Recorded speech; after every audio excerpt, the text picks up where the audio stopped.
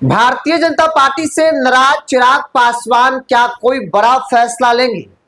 सवाल बड़ा है। क्या चिराग पासवान केंद्र की मंत्रिमंडल को लात मारकर बिहार में नया समीकरण बनाएंगे? चूंकि कई प्रकार की चर्चाएं राजनीतिक तौर पर हो रही है। नमस्कार, द बिहारी टॉप देख रहे हैं। मैं हूं आपके साथ ब्रजो सिंह। देखिए, एनडीए के अंदर चिराग पासवान का जो बागी वाला तेवर है वो बिल्कुल कम होने का नाम नहीं ले रहा है। चिराग पासवान ने एक इंटरव्यू में कहा कि भाई, बिहार की सेवा करना चाहता हूं, बिहार को आगे ले जाना चाहता हूं, बिहार की राजनीति करना चाहता हूं, केंद्र की राजनीति में हमारी कोई रुचि नहीं है। जिसके बाद कई प्रकार की चर्चा हुई। पार्टी लगातार चिराग पासवान को सीएम फेस के तौर पर प्रोजेक्ट करने लगी और तुरंत जेपी नड्डा ने आनंद फानन में चिराग पासवान को बुलाकर मुलाकात की, क्योंकि भाजपा को ऐसा लगा कि कहीं चिराग भाजपा से गठबंधन तो नहीं तोड़ लेंगे, कहीं चिराग पासवान एनडीए से बाहर तो नहीं जा रहे हैं। और इन तमाम चर्चाओं के बीच मुलाकात हुई और उस मुलाकात के बाद भी चिराग पासवान का तेवर आज भी सख्त है। जो बागी तेवर है वो डाउन नहीं हुआ है। चिराग ने कल भी कहा कि वो बिहार की राजनीति करना चाहते हैं, क्योंकि हमारा राजनीति में आने का मकसद ही था बिहार का सेवा करना, बिहारियों के लिए लड़ाई लड़ना, जो बिहारियों पर अत्याचार होते हैं, जो बिहारी पलायन करते हैं, उन तमाम बिंदुओं पर हम काम करें। इसीलिए बिहार की सेवा करना चाहता हूं। ये ऑन रिकॉर्ड बातें हो गई। अब पर्दे के पीछे की कहानी को समझ लीजिए।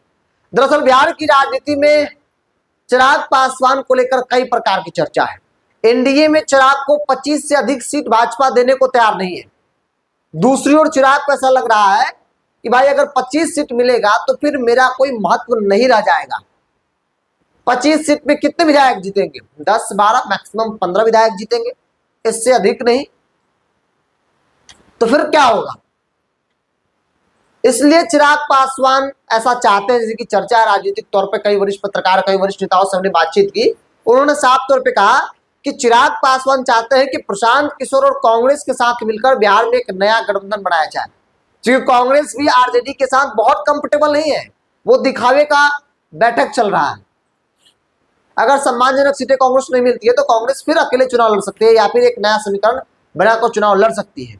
और अगर ऐसा हुआ, चिराग, पीके और कांग्रेस गठबंधन कर लेते हैं, तो कांग्रेस के पास अपना एक दलित वोट बैंक है। अपर कास्ट भी कांग्रेस को लाइक करता है, प्रशांत किशोर को भी पढ़े लिखे वर्ग लाइक करता है। इसके अलावा चिराग पासवान के पास दलित समीकरण, तो ये एक समीकरण बनेगा।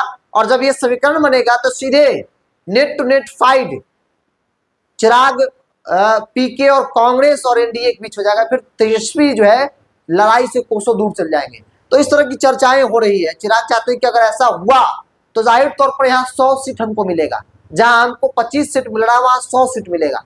स्ट्राइक रेट अच्छा होगा, वोट परसेंट अच्छा होगा और एक चेहरा भी उनका अच्छा हो जाएगा और एक मजबूत जनाधार उनको कहने के लिए हो सकता है। तो इन तमाम बातों की चर्चा हो रही है। चूंकि राजनीति में कुछ भी हो सकता है कि चिराग पासवान केंद्र की मंत्रिमंडल से इस्तीफा दे दे और कांग्रेस पीके के साथ एक नया समीकरण मिलाकर बिहार विधानसभा का चुनाव लड़ ले। और ऐसा हुआ तो फिर राजनीतिक तौर पर एनडीए के लिए एक बड़ा संकट जो है वो देखने को मिल सकता है। क्योंकि चिराग पासवान का सपना रहा है मुख्यमंत्री बनने का, जो यहाँ तो साकार नहीं होने वाला है।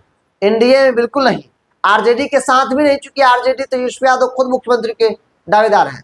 तो ऐसे में वैसा गठबंधन, वैसा फ्रंट जहां पर कोई मुख्यमंत्री का फेस नहीं हो, जहां कांग्रेस, पीके और चिराग होंगे, तो जाहिर तौर पर चिराग पासवान को तवज्जो मिलेगा। चिराग पासवान को मुख्यमंत्री चेहरे के तौर पर प्रोजेक्ट किया जा सकता है। तो इन तमाम बातों की चर्चा हो रही है। चिराग मुख्यमंत्री बनने का जो उनका सपना है उसे साकार करने के लिए इस तरह के फैसले ले तो कोई बड़ी बात नहीं है।